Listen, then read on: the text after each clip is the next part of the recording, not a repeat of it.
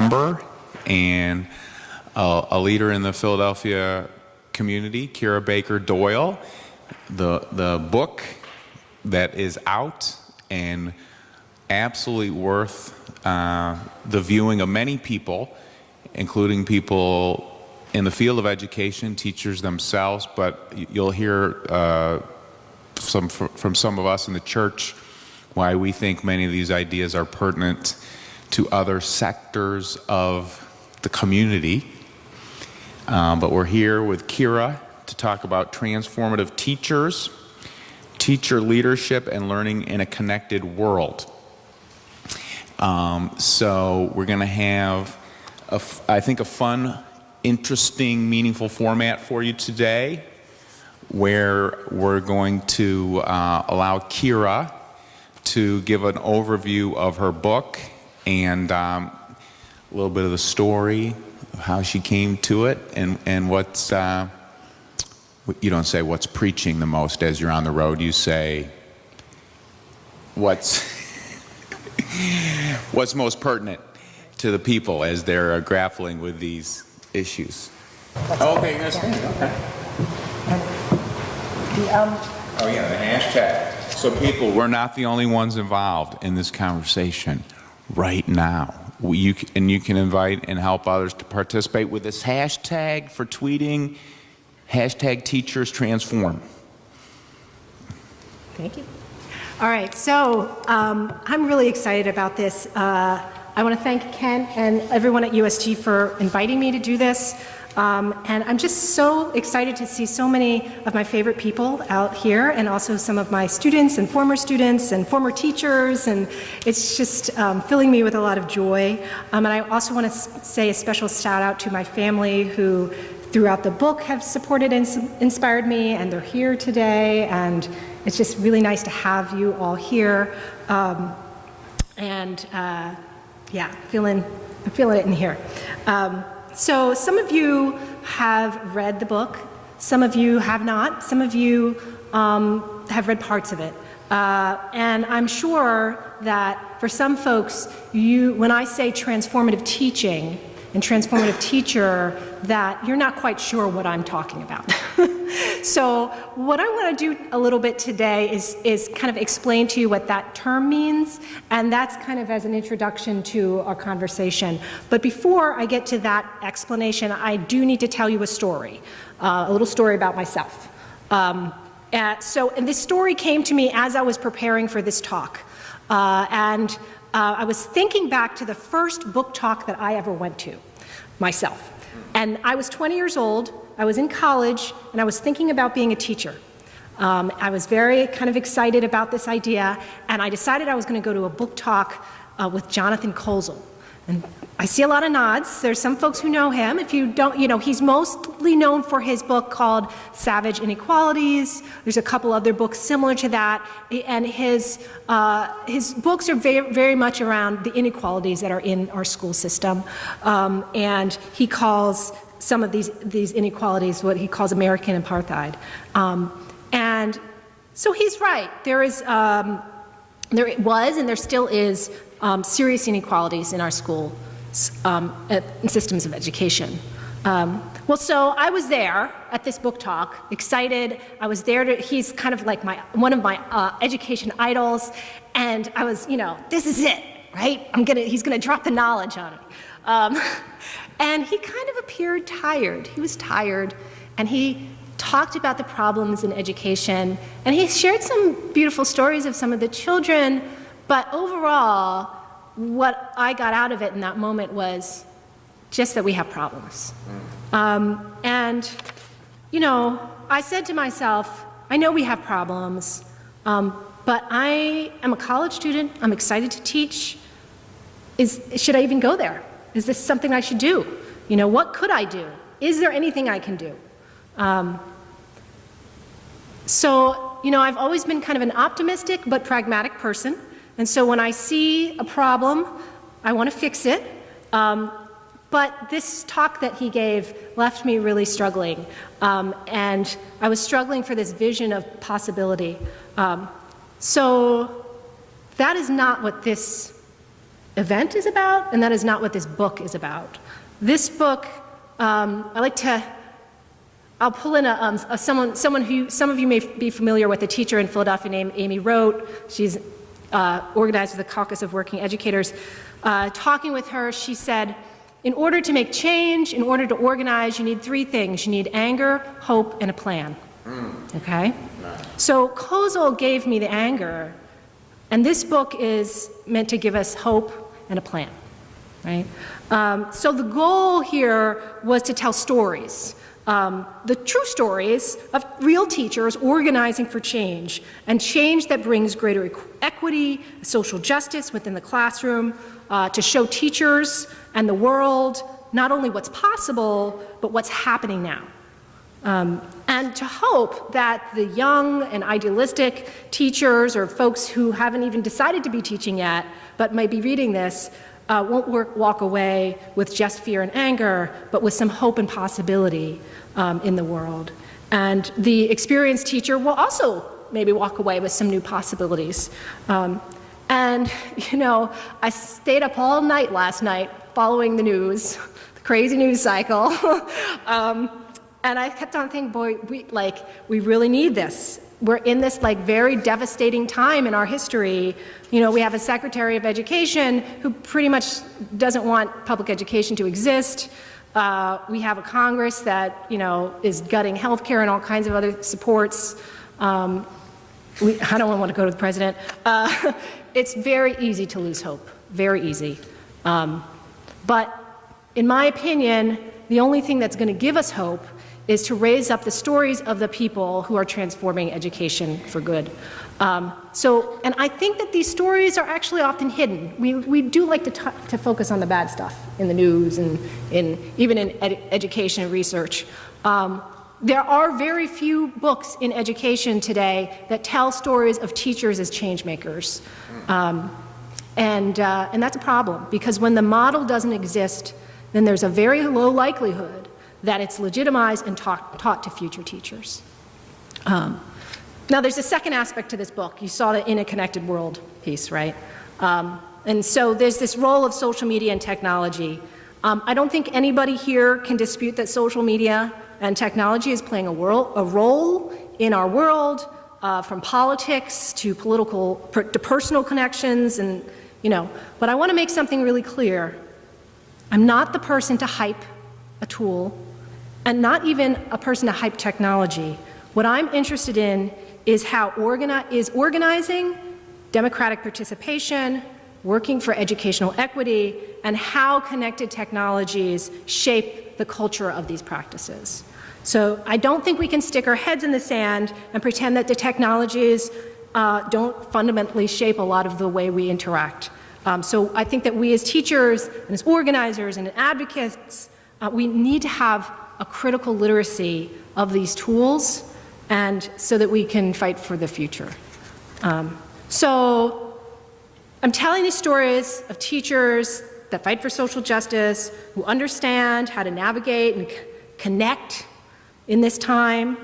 And I'm telling these stories because I want to offer hope and a plan. So, back to transformative teaching. That was my really long story.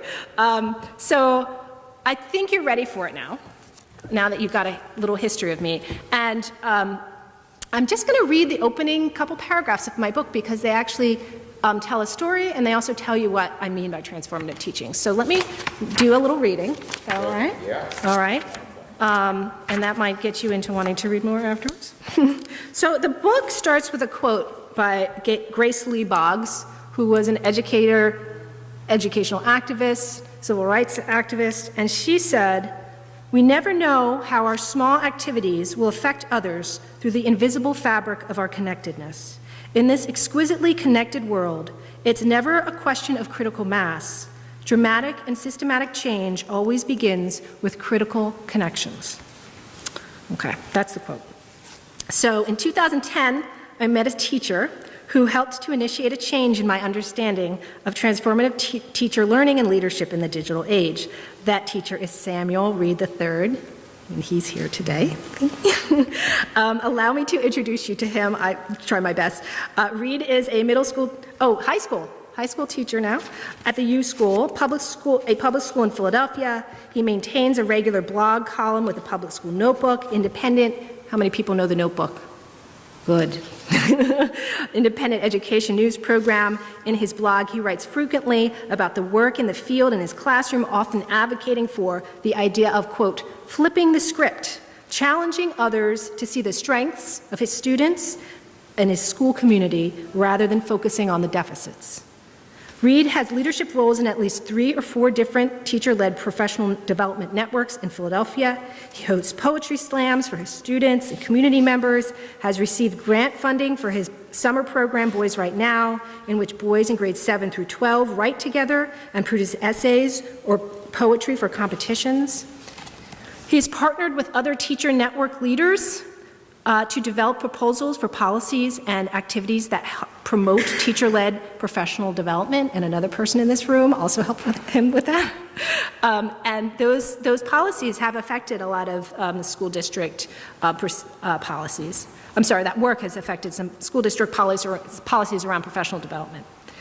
Reed is an avid fan of Twitter. If you follow him, you'll see him tweeting frequently, engaging with news reporters and scholars about work that he or other teachers are doing. Reed is difficult to miss. He has a very active presence both online and in person and in professional networks. He is, as Grace Lee Boggs said, critically connected with members of his personal and professional networks. Reed and the communities in which he has played a leadership role have made a profound impact on education in Philadelphia. Reed epitomizes the contemporary transformative teacher. He is passionate, public intellectual, committed to pursuing social justice and equity for all students through his craft. He uses digital era cultural tools such as making, hacking, and connecting to design, organizing, and lead collective efforts to grow teacher knowledge and agency. Reed is a part of a new wave of teacher-led, networked social movements in education that are transforming the concept of a teacher from that of an isolated, passive, technical worker to a connected, socio-politically active, knowledge-building agent of change, and in turn, taking the lead in shaping the cultures and practices of contemporary teaching and learning. So, in this book, I describe transformative teaching in 3 ways. First, I tell the stories of several transformative teachers, a lot from Philly, and offer a kind of a developmental framework that highlights key characteristics of transformative teaching and leadership. Second, I describe those digital era cultural tools of making, hacking, and connecting. And these are practices that teachers use collectively to make change. And by the way, if you're, the idea of hacking, we might talk about that a little later. I'm using that term in a different sense than the term that some of you may associate it with, which is this computer hacking. That's not the way that I'm using that term. Not like Putin. Yes, it's not that kind of hacking. We'll get to that. So they're using those practices to collectively work for change and to unify and create collective power. And third, I describe how organizations can support transformative teachers. I highlight stories of organizations, 3 in particular, the Teacher Networks Initiative and the Philadelphia Ed Fund, the Ed Camp Foundation, and the Connected Learning Initiatives and the National Writing Project. So I actually had about 20 more minutes of talking, but I decided I'd cut it. I'm going to get straight to the chase here. My hope with this book is that you walk away from this conversation when we start talking and walk away from the book with a little more energies and a little more ideas. And so that is why I'm going to just end it here. And I'm going to have some conversation with you, Kent, and then we're going to open it up. Because today we are, in fact, engaging in a hack. This is a hack. This is a hack of the discourse of teaching. So many of you didn't realize that you're in a hack right now. What we're going to do is together we're systematically thinking about social justice and teaching in this connected world, and we'll do a little problem solving and thinking about how to improve it. So that is pretty much my definition of it. We'll kind of talk a little about that more. Last thing I want to mention is that my next big mission is to transform teacher education itself. And I know that sounds a little bit overreaching, but I have some funds from the Blankley Endowment and Arcadia, so I'm running a Transformative Teacher Educator Fellowship. So if you're a teacher educator and you're interested in that, please ask me. I'll be happy to share that information with you, and we'll work and make some real change together. Onward.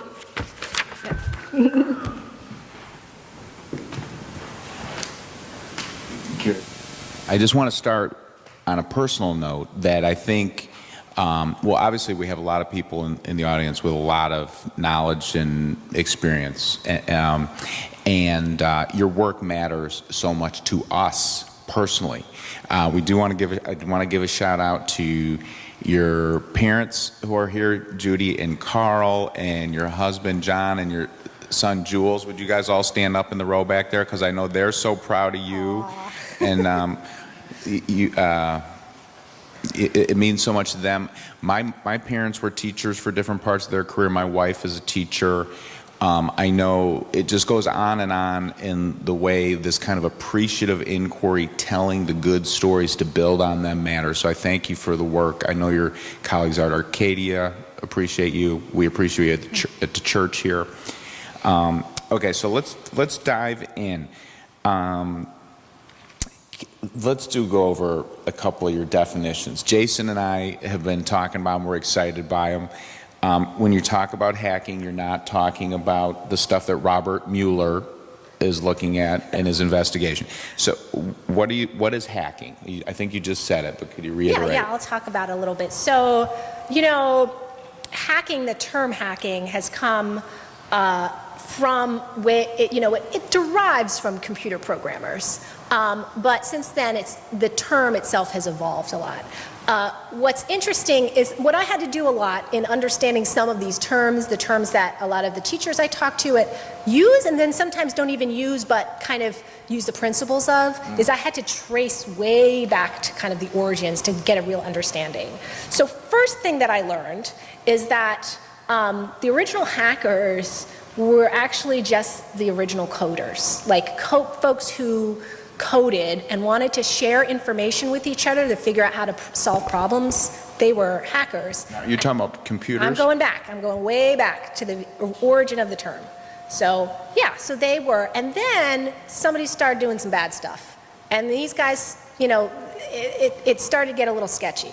But this idea of understanding the power structures of some system and working together in some way, and often in a public way, to figure out how those power structures operate and then change the system, which is essentially what those early coders were doing. That idea morphed as we all started doing what the coders were doing, which is connecting through technology. So those early coders, they were the only ones who could instant message people because they were the only ones in there. All of a sudden, all of us were able to instant message and things like that. And we're doing some of the same stuff. We're problem solving together in this public space, right? And thinking about what's going on power-wise and things like that.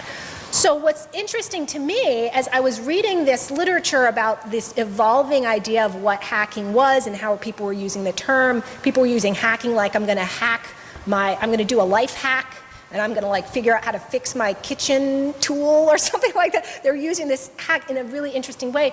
I also was reading literature on organizing, community organizing.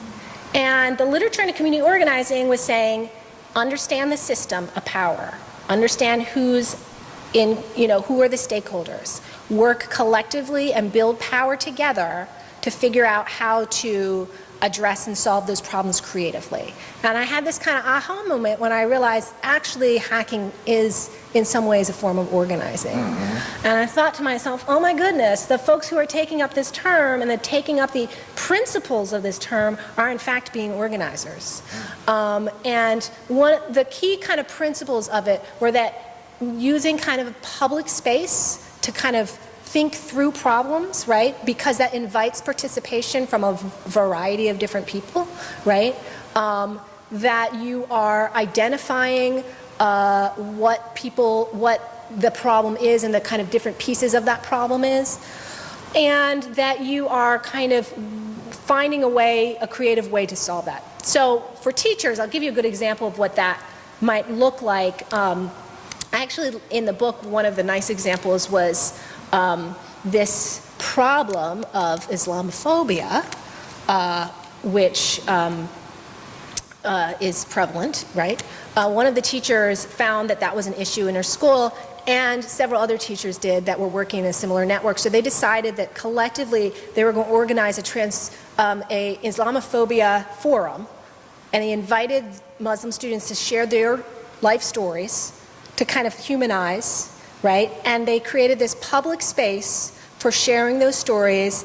They used social media to to kind of create that conversation. And the effect of that was they hacked the discourse of Islamophobia. They changed some of the ways that we're thinking about it, and they pushed against it, right?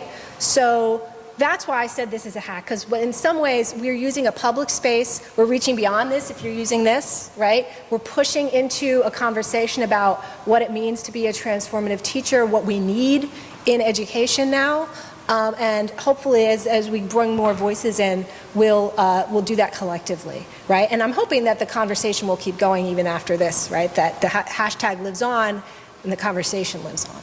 Right. So, in your book, you look at teachers from different parts of the country with a high percentage of Philadelphia, so I know you've become somewhat expert on some of the things that are happening in Philly. Can you say some more of what's new, exciting, working in our beloved city? So you have to, again, I feel like I'm a historian here because,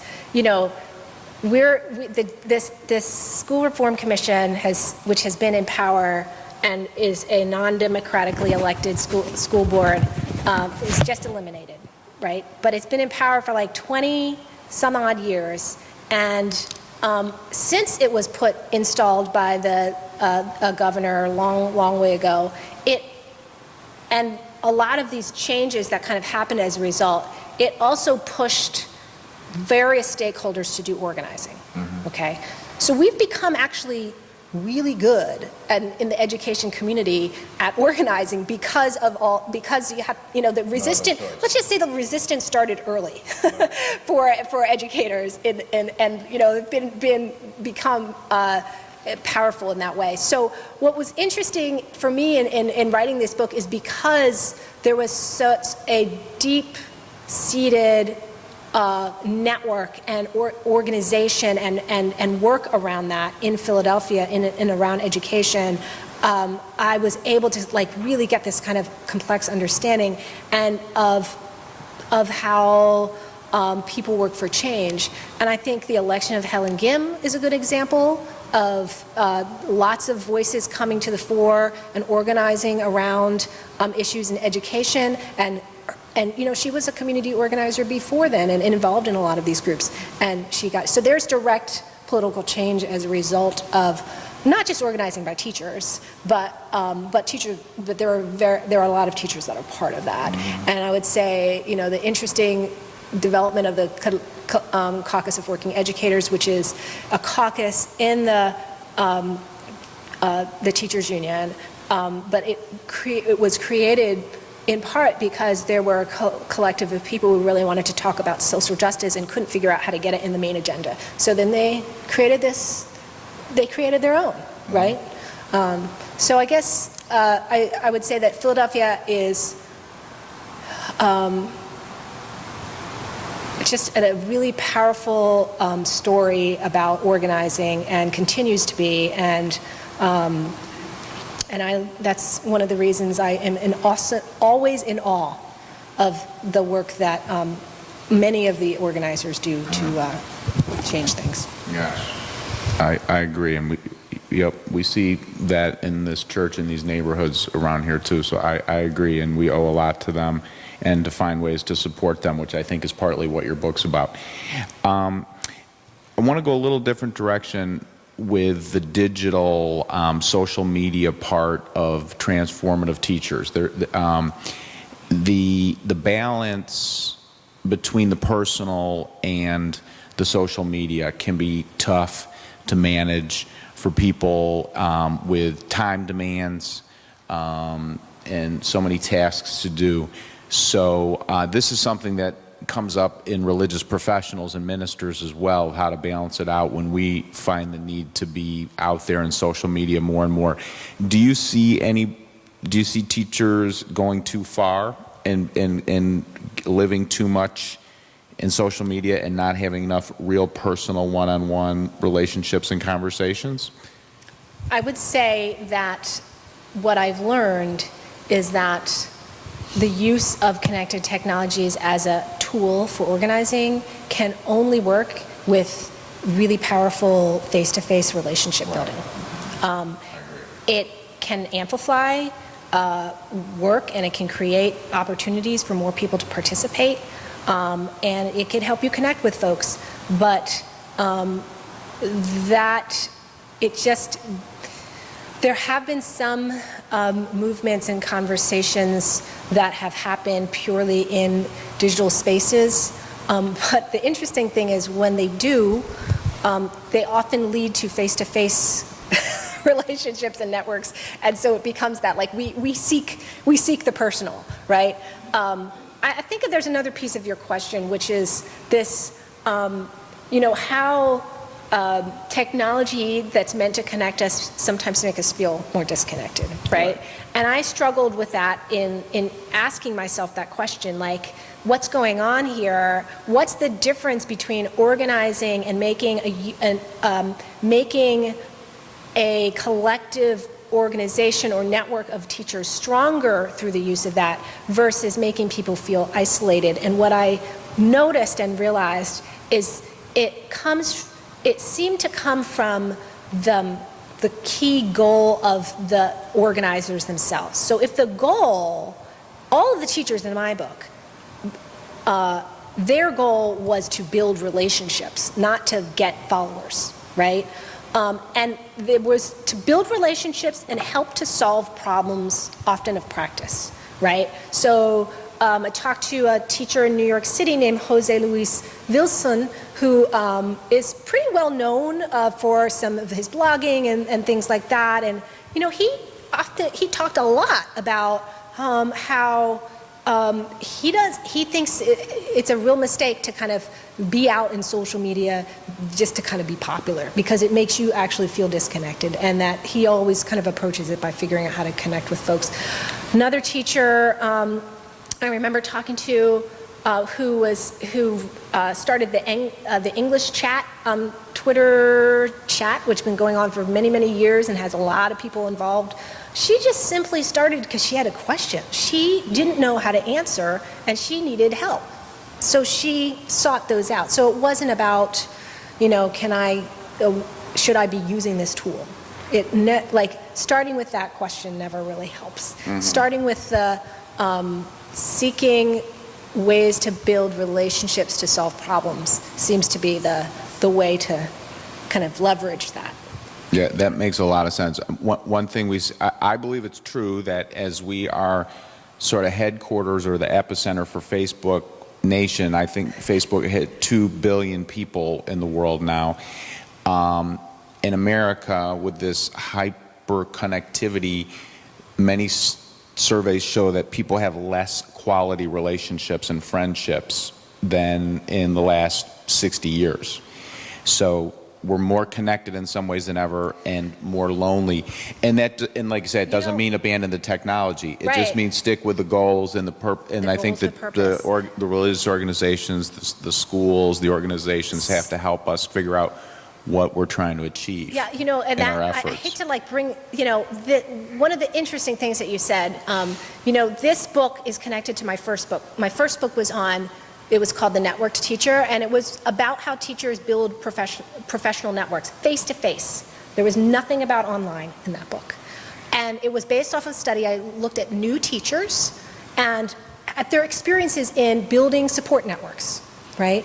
And what was interesting is that there were these new teachers, when they were trying to build support networks outside of their local context, people who didn't know really what was happening for them, like they would go on Facebook or they'd go on Twitter, they never felt fully the kind of support they needed. Versus the teachers who made it their job to like be, you know, collaborate with people in their school. They were pushed into like leadership positions that they wanted to do, you know, they felt supported, they felt like they got, and one of the things after I kind of pondered this, what's going on, is I realized that you need to actually be strategic in how you build networks, and you have to understand how networks work themselves. So if you want social and emotional support, you need to build support close by. If you need new ideas and break out of like your little silo, you need to reach out, right? And so to understand that like it's not a panacea, the networks are not a panacea, and then also how to really constructively think about, okay, I'm in a place right now where I'm feeling bored, I don't really have any ideas, maybe it's time for me to seek some support outside of the bubble that I'm in, and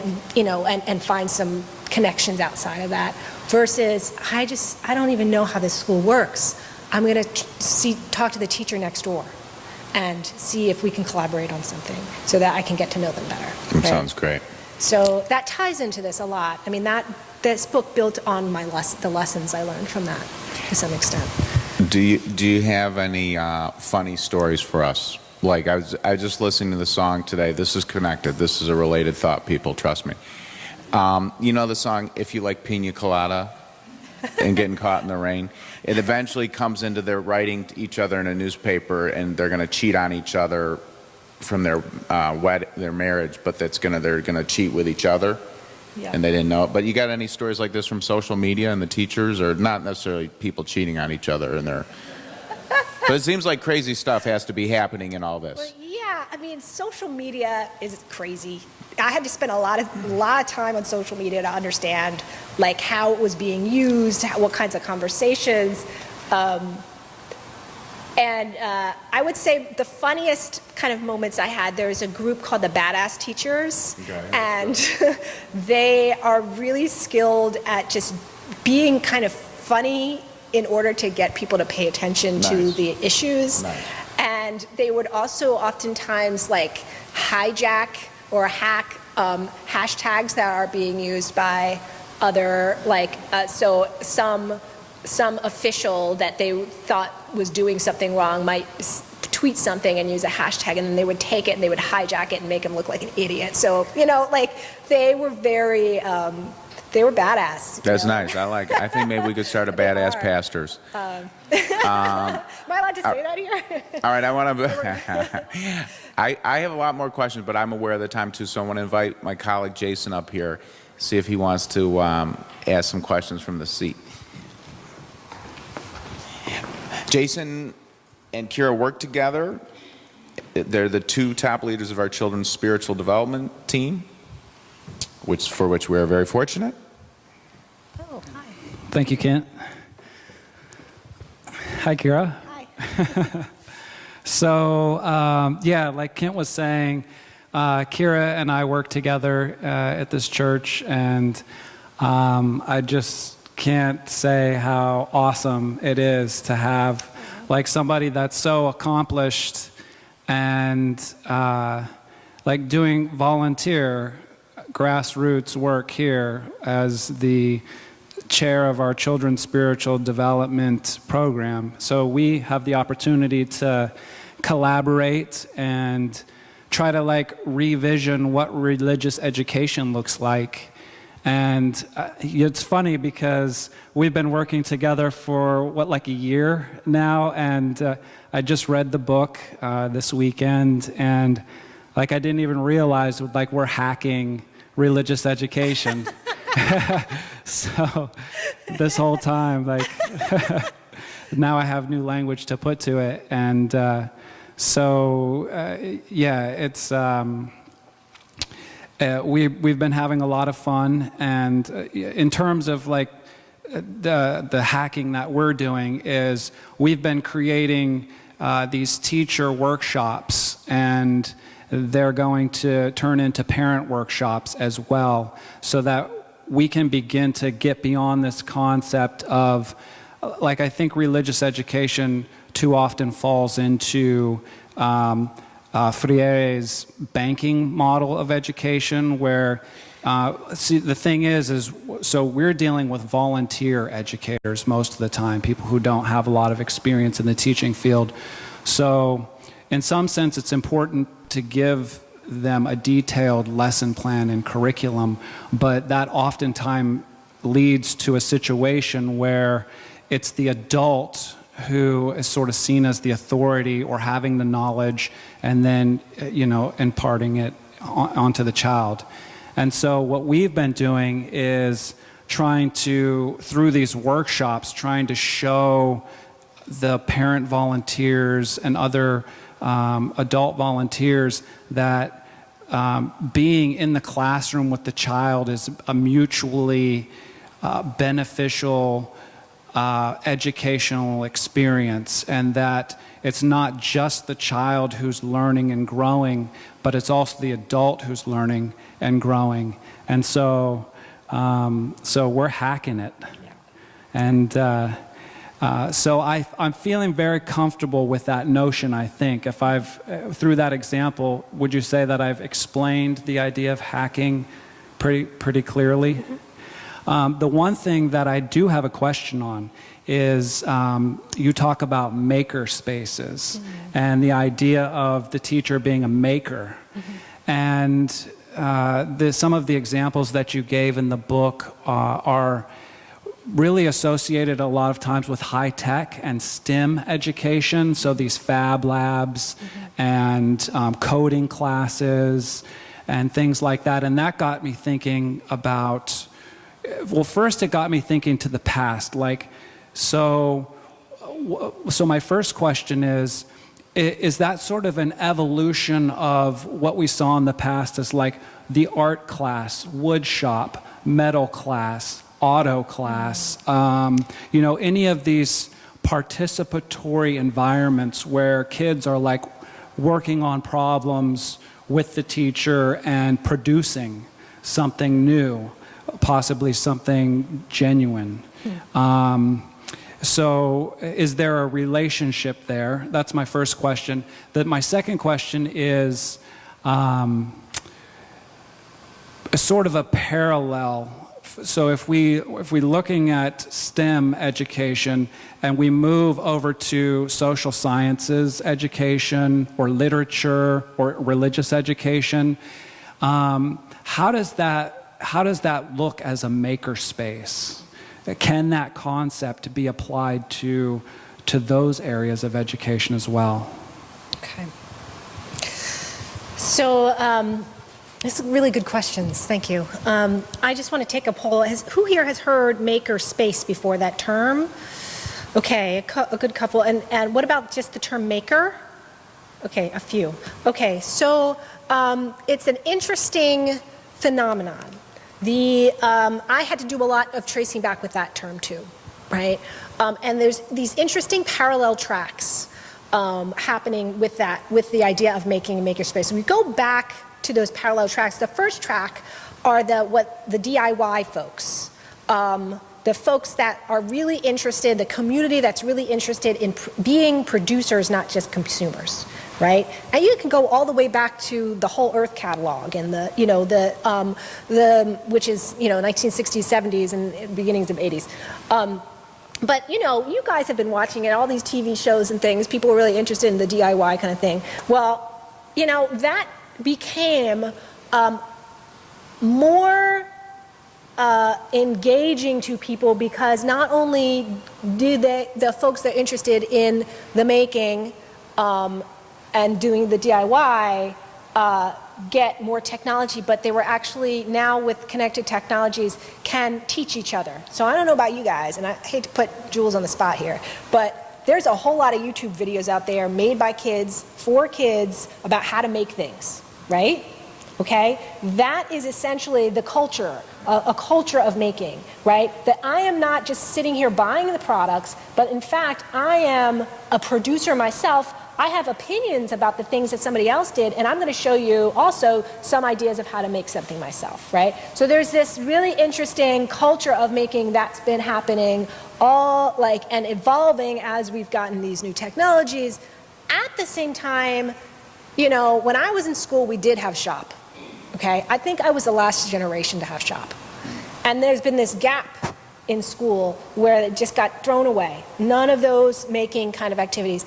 And it really affected kids and teachers, right? So all of a sudden, this idea of like making, which is in part of kind of enculturated into us a little bit too, and this idea of a maker space, which was, you know, is what they call sometimes a maker gym. You literally could go to these spaces that you pay like a monthly fee and can make whatever you want, right? That idea really appealed to educators, right? Because there's no shop classes anymore, there's no home economics, there's none of that.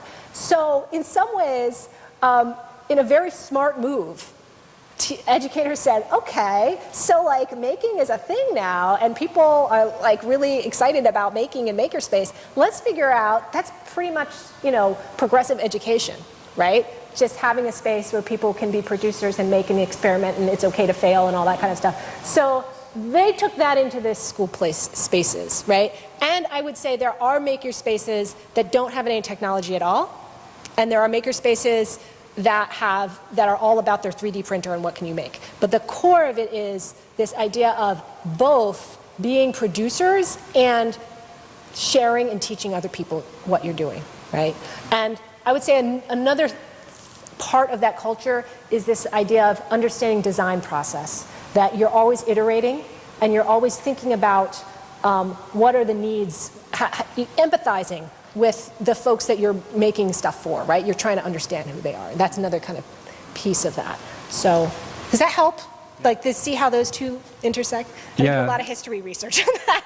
Yeah, that's really fascinating. Yeah, thank you for that. And so then the second piece of that question was, does it translate? Into I don't know if there's any history, social studies teachers, but like the problem-based learning and project-based learning, the idea of inquiry crosses every discipline, and that's at the core. Inquiry is essentially starting with a question or a problem and going through a design kind of process to figure out how to address that problem, right? So whether or not you are doing that in a physical way or you're doing that in a, working through what you have, you're still, that still can be a core piece. I would also say though, like I said, the key to like the making ideology, the making mindset is that you have some agency, right? That you're not just getting information and the receiver of information. So it's very antithetical to that idea of the banking, right? That you're actually a knowledgeable contributor and that you're going to contribute something that you have made into the wide world of what you're making, of what's out there. So. Great. Thank you for that.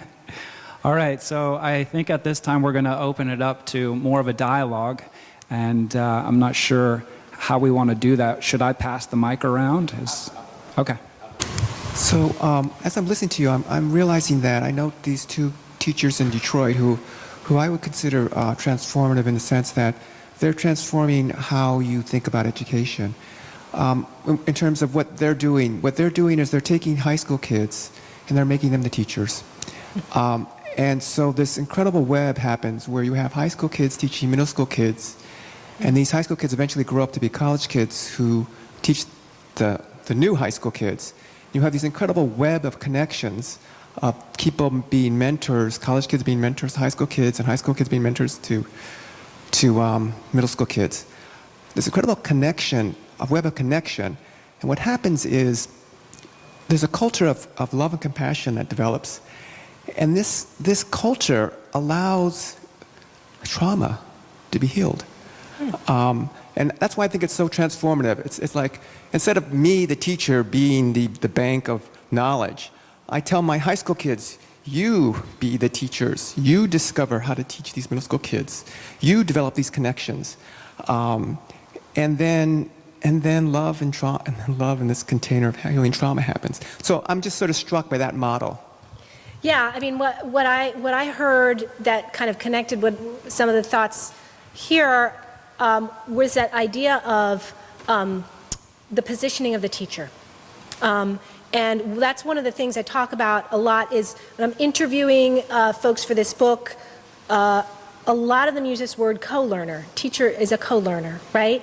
That they're positioning themselves as a learner with the student, and they're finding ways to empower students, because if your goal is social justice and equity, then you're understanding that you want to help young people develop their voice and their power and their agency now, right? So, and so that's a kind of key piece of it, yeah. And I would say, I'm going to kind of drift a little bit here. One of the things that I think we often forget in education is that the reason that we decided as a country many hundreds of years ago to have public education was not because we needed jobs. The reason we decided to have a public education is because we needed people who knew how to vote, right? Who actually were informed enough as citizens to be able to make choices that made sense, that make informed choices, right? And so what we've been kind of trained to do or to think over the years is that education is for jobs, and it is in some way. There is, you certainly want to prepare kids for careers and things like that. But if you start from education being about skills and jobs, and you ignore education for democracy, then you are also kind of, what you're doing is that you're not preparing kids for making those kinds of important choices. And I think, unfortunately, we've seen what has happened when we've convinced ourselves that education is for jobs and not that education is for educating citizens, like developing citizens and a sense of citizenry. And it's sad, but let's keep transforming, right? Yeah.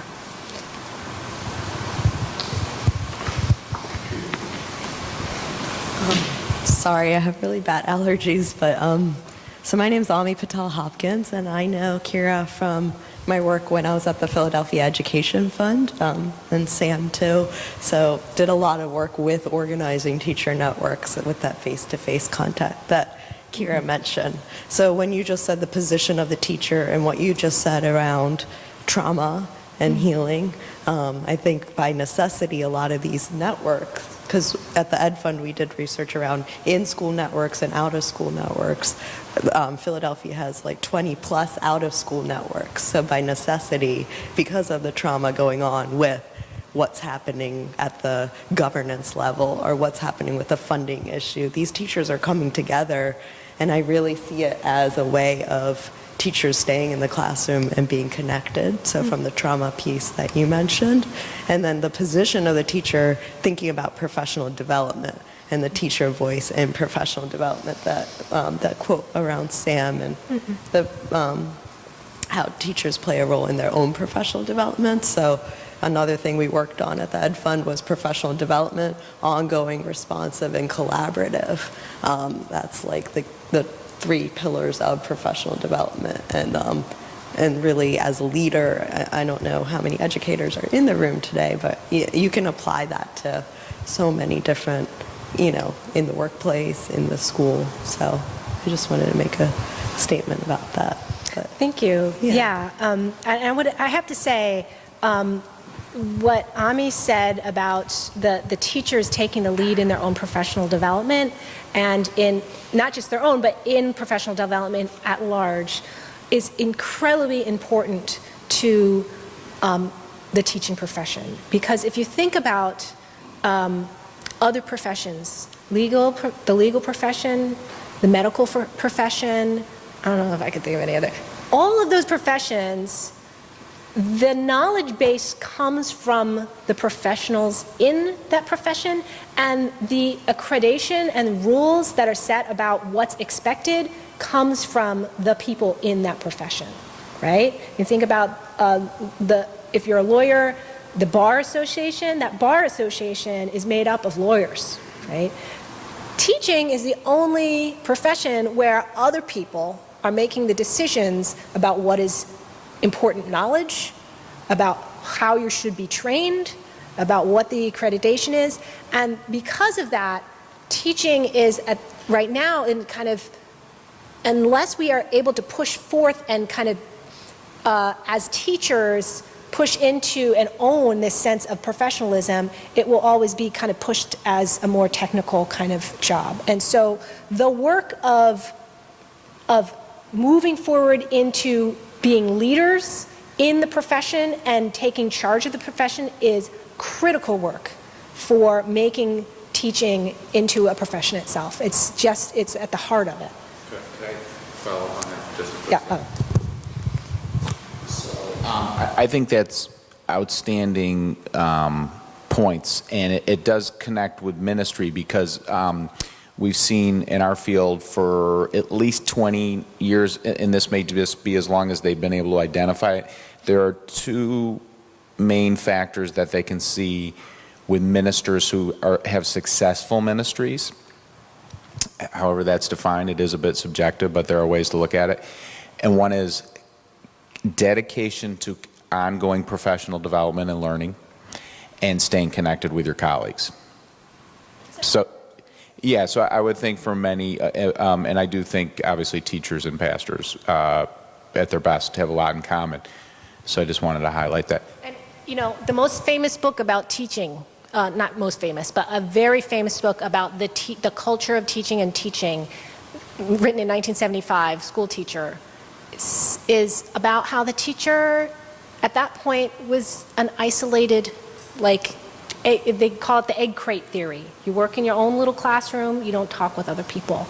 And since that time, there has been a whole lot of change to push against that. And there has been movement, but there's still a lot way to go. You know, that culture still persists, that idea of the teacher still persists. I'm gonna let Jason be with you. Oh, you have this.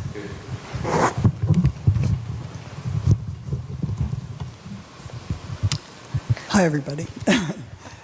I was Kira's first and second grade teacher. And mentor. And part of a teacher network that's been meeting since 1978.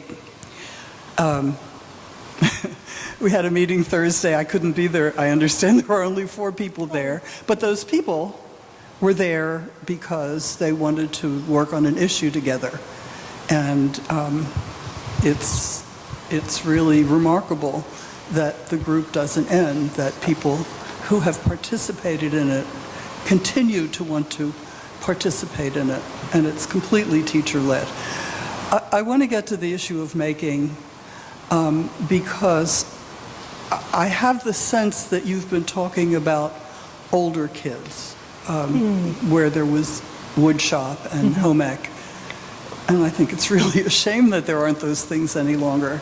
My lifelong interest in fiber started in junior high school when I had to make a bag for my apron and whatever else it was that I had to make.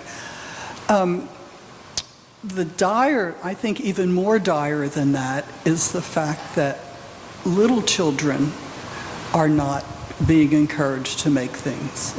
That when I left teaching 17 years ago, I left the blocks that were in my first and second grade classroom. I don't know what's happened to them. But I know that most kindergartens don't have blocks, and that many kindergarten children work on worksheets or games that are created by, computer games, things like that. So, well, that's what I mean. Just it's the absence of any kind of creative activity that allows for conversation, for problem solving, for the sorts of things that making allows, building community. Yeah. Yeah. I don't know where to go from there, but it's a descriptive thing that I've done, but it's a great concern of mine. So. Do you want to? Currently I work at this. Yeah, I'm actually in the early childhood department for the school district of Philadelphia. I'm there on a 2-year grant to actually help them increase the on-time kindergarten registration rate. But there's been a lot of investment in transforming classrooms to do more of that, like dress-up space, and I know now, but what? Yeah, that sounds good. Yeah, depending on like what, because I used to, yeah, it's cyclical depending on who's in charge and too. Yeah, yep, yeah. I was a first grade teacher and phonics wasn't even, but I taught in Miami. I'm sorry. So anyway, I was just saying that is really important and crucial, and that is where we're like getting investment and funding, and that's with the Summer Literacy Institute too, is how to start teaching again with those tools and stuff. So there's been a lot of investment in some schools, and the hope is to keep on increasing that with the dress-up corner, with like the blocks, with big textbooks, and in the K-3 literacy perspective. So yes, but I'm saying that's a really important point, and just that at the school district, that is an investment too. And I want to say one other thing. I know Mom wants to speak. What was interesting to me about how the maker movement moved into education and how teachers took it up, and there are elementary ed teachers who created like the maker space in their classroom, right, which is basically like the choice center or whatever, right, is that movement, because it had so much power and so much buy-in and legitimacy from the powers that be, kind of allowed them to do what they had always wanted to do. And it was very kind of strategic in my view. In some ways it was like, oh, first of all, they're going to allow me to do this thing that I wanted, that I think is important, because if I call it a maker space, they'll be happy with me. And second of all, there's a network of people who are all doing this, so why don't I reach out to them and let's just get together and figure out how to do this thing, right? So I think that I know if you're a teacher, you have probably been in a situation where there's the prescribed approach, which you don't think is necessarily very helpful, because oftentimes this prescribed approach is about teaching to the test, right? And not, and then there's the approach where you think is going to be healthy for your students and is going to help them grow as people and as future citizens and as learners. And it's very hard to push back against institutional bureaucratic kind of systems. And sometimes you got to work the system. In those cases, the power has come from this bigger movement that has created some legitimacy around it. So I think it's interesting how how teachers have been very creative in figuring out what's the thing, how do I use that to do what I think is important for kids. And then it's become, it kind of works its way in a spiral, right? Okay, that works for me. Oh, I'm really actually interested in this movement. Let me kind of pull that in. So. I'm happy to be Kira's mother, and wanted to make 2 points. The first is that when Kira was in first grade, her first grade teacher, Lynn Strebe, had the children do a gingerbread house village, where the children not only made the gingerbread house and decorated, but the fences and the people, and it was a big deal. I still have the design for that gingerbread house, and we will be making one in a week with the children from the neighborhood.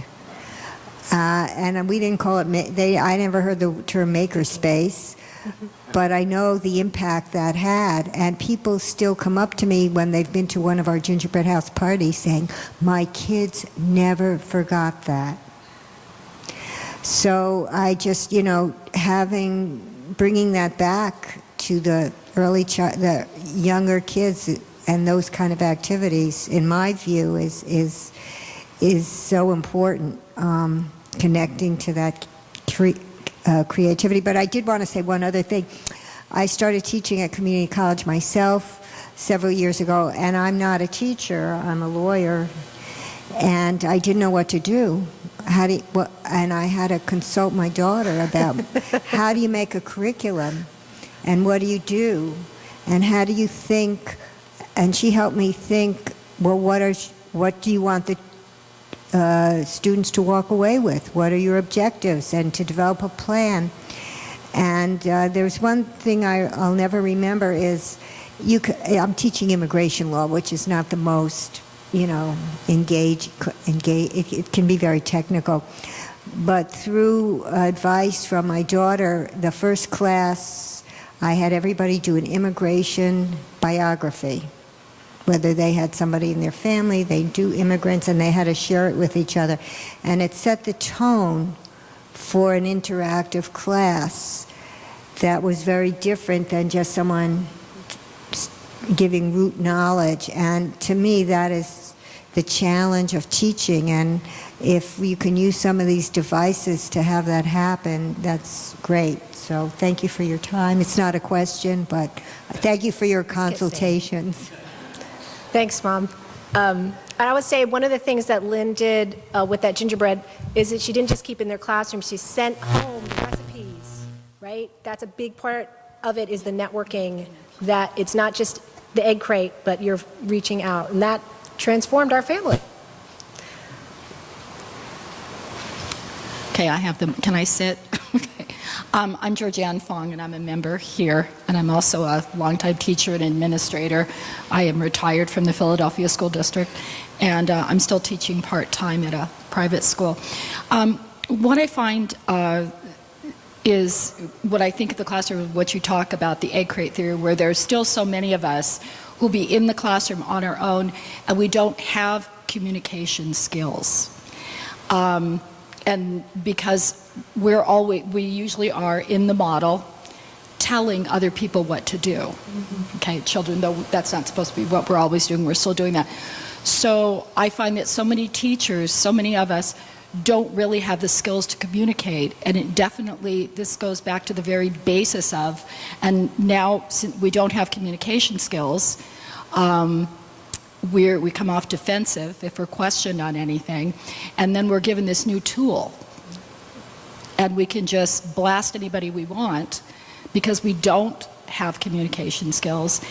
And I think, in my mind, there's probably a correlation between why those of us, many women, in our own little classrooms, have not had a whole lot to say in what's going on, because one of the reasons in communication is we're very good about complaining. We're very good about talking to people who can't make changes, who can't help us. And even as we're looking at the badass teachers, it's funny that they are putting down people they're hearing from, but what we're finding, right, is no one's listening to anybody. And maybe we're making fun of people, but are we listening to them? And where is our intent? Is the intent of the people, and believe me, you hear me when I was talking to you, there's a lot of what I think are stupid things coming down from school districts and, No Child Left Behind and all of that. But if we put our mind, not that these people are against us, but that we all have the best intentions, even if that isn't true, if we believe that people have the best intentions, I think our communication would be better, and it comes right down to that before we start with all the technology. I think that little piece, learning how to communicate effectively, and I mean taking communication classes because most of us were not trained that way in our homes. I think that we would move along faster and more effectively and continue to move on as we learn to communicate effectively. So the Transformative Teacher Educator Fellowship that I've launched, the mission being to transform teacher education, in my vision, the transformation is that in addition to learning what to teach and how to teach, teachers learn how to connect and organize, right? To empower themselves and their students. That's the third strand I think is missing. Connect and organize is part of that, how simply to communicate effectively with each other. Of course, that's the main, yep. But, you know, the first thing is breaking out of that mindset of the egg crate model. A lot of us, yeah. Can I go now? Yeah. So everybody, I'm I'm Reed, the guy that she talked about in the book. And first of all, I just want to say, like, an honor to, like, for you to honor the voices of teachers and the stories of teachers. And thank you. But also, I want to share with you, like, the impact your book is having. So on Wednesday, I was Google hanging out with undergraduate students at Michigan State University. They read your book, and they were like, they emailed me and were like, oh, we're trying to be teacher advocates, and like these are like brand new, like they don't know anything about teaching as such, but like they want to start off with the frame of like being networked already. They want to start off by, you know, how do we connect with the community? They're going in education with this in mind, and so like your book is having an impact. Yeah, and so it's like it's impacting me personally. So I just want to say thank you. And Thanks. I did kind of want to talk or listen more about your plans for the fellowship, because I want to obviously spread the word. Yeah. You're kind of teasing at it, but if you could like go into it a little bit more, like, Sure. are you? I can talk about it. Yeah, building Okay. schools. Like, is it like looking at cohorts at schools? You know. And then outside of Philadelphia, that kind of thing. Yeah. So my vision is, I feel like we need a little work in teacher education itself. And so I'm putting a call out to other teacher educators like me who want to kind of think together about how to transform teacher education, particularly around this area of building relationships, networking, community. And so we are starting, it's a year-long fellowship. It starts in the summer. There's a 7-day summer institute. The first 4 days, we're going to be bringing in a lot of folks to run workshops that will kind of inspire. I think one of our guests here, Lynette, is leading one of the workshops. But a lot of the workshops will be on things related to topics in the text. But it's really coming from other teacher educators, so we're bringing more people together. My other plan is, and I haven't really reached out to groups yet because it's really early on, but I'm really hoping that I can invite teacher networks and organizers to come and join us for like dinner, to like just mingle and talk about what's happening so that they can really see, you know, it's not just, you know, reading a book or that kind of thing, but they can really see and meet and be a part of that. And the next second half of it is they're doing work to revise their own syllabi. So taking a syllabus, I need to do that with my syllabus, you know, taking a syllabus, revising it, figuring out how can we take some of these ideas, concepts, and rework our stuff. And then we'll spend the year implementing that in our classrooms, checking in with each other. It's teacher research, right? Doing the research on what the effects are collectively. And by the end, we'll kind of probably have a published volume of all of our kind of work. And I'm hoping that it will become something cyclical so that we'll have cohorts coming in.